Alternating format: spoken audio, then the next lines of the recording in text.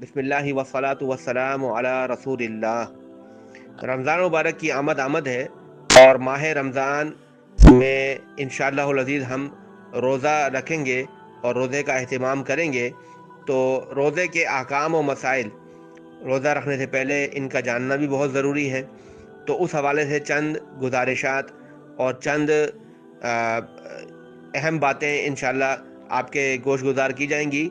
Number ایک تو یہ کہ روزہ وہ کون سی شرائط ہے جن کی وجہ سے روزہ فرض ہوتا ہے۔ شرائط وجوب کیا ہیں روزہ کی فرض ہونے کی؟ نمبر ایک، اس میں مسلمان ہونا۔ غیر مسلم پر روزہ ظاہر سی بات ہے فرض نہیں ہے، یہ اسلام کا بنیادی رکن ہے، غیر مسلموں کا اس سے کوئی لینا دینا نہیں۔ نمبر دو، عاقل ہونا۔ اگر کوئی شخص پاگل ہو، مجنون ہو، عقل نہ ہو اس کے اندر، تو اس پر بھی روزہ فرض نہیں ہوتا۔ نمبر تین، بالغ ہونا۔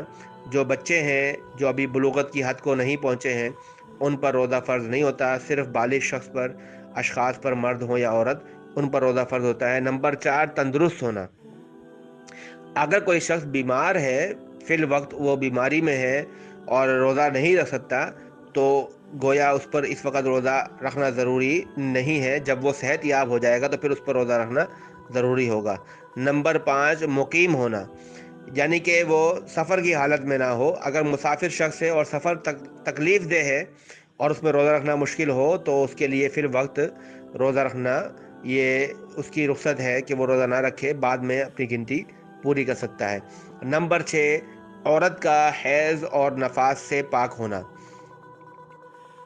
تو دوسرے لفظوں میں یہ پتہ چلا کہ کافر، پاگل یا مجنون، بچے، بیمار، مسافر اور حائضہ عورتوں پر روزہ فرض نہیں ہے، تاں کہ پاگل عقل مند ہو جائے، بچہ بالغ ہو جائے، بیمار صحت مند ہو جائے، مسافر مقیم ہو جائے اور عورت اپنے حیض سے پاک ہو جائے۔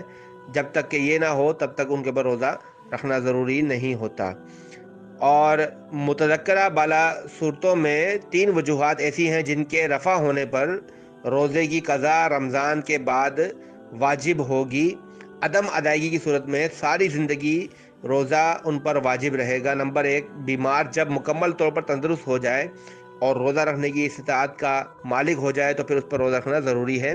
اور نمبر دو، مسافر جب سفر سے واپس آ جائے یا سفر کے بعد مقیم ہو جائے تو پھر وہ اپنا جو رمضان کا روزہ اس نے چھوڑا ہے وہ اس کی قضا کرے گا۔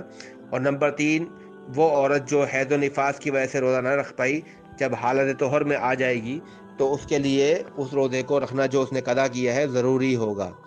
تو یہ شرائط وجوب ہے روزے کی کہ روزہ کن شرائط کے ساتھ انسان پر، مسلمان پر فرض ہوتا ہے۔